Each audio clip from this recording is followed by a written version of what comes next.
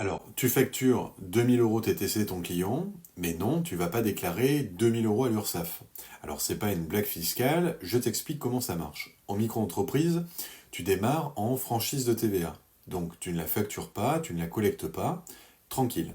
Mais si tu dépasses les seuils, 37 500 euros en prestation de service ou 85 000 euros pour la vente, ou pire que tu dépasses les seuils de tolérance, 41 250 en franchise et 93 500 en vente, tu deviens assujetti à la TVA dès le lendemain.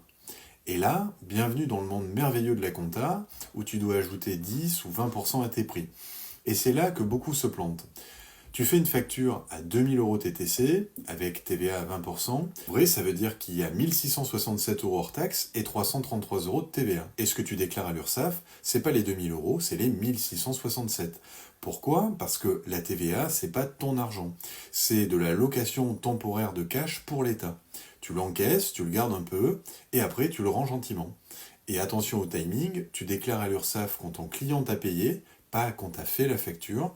Par exemple, tu factures fin mars, il te paie début mai, et ben tu vas déclarer au mois de mai, pas avant, sinon tu as payé des cotisations sur de l'argent que tu n'as pas encore touché.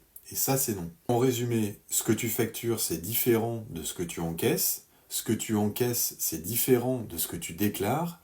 Et la TVA, c'est jamais ton argent. Nous, c'est Manon et Luc, le bureau organisé.